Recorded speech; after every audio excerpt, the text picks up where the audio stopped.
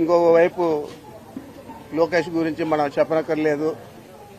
జరిగిన దారుణాలన్నీ కూడా అతని ద్వారానే జరిగాయి.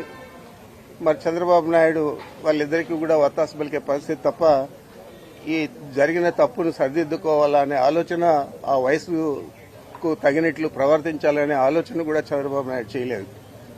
మరి నేను ఒకటే మీ ముగ్గురికి కూడా తెలియజేస్తా ఉన్నాను, ఇలాంటి సంఘటనలు పునరావృతమైతే తప్పకుండా మీకు డిపాజిట్లు కూడా రాబోయే ఎన్నికల్లో. ఇప్పటికే మీ పరిస్థితి మీకే అర్థమైంది. ఈరోజు శాసనసభలో చూశాము, ఎవరు కూడా మా ముఖం చూసే పరిస్థితి కూడా లేకుండా వాళ్ళు నేరుగా అట్లా గవర్నర్ కల్లా చూసుకున్నారు తప్ప మా గురించి మాట్లాడడం చూడడం కూడా చేయలేదు. గతంలో కంటే ఈరోజు అంత వాళ్ళలో మార్పు కనపడతా ఉంది. అంటే భయం గుప్పిట్లో ఉన్నారు.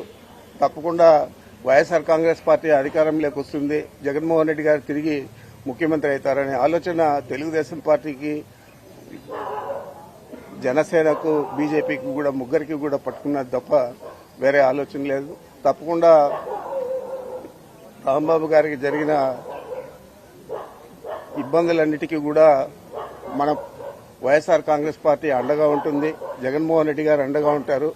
తప్పకుండా దీనికి ప్రతిఫలం చేసిన వారందరూ కూడా అనుభవించక తప్పదని చెప్పి మీ ద్వారా తెలియజేస్తాం.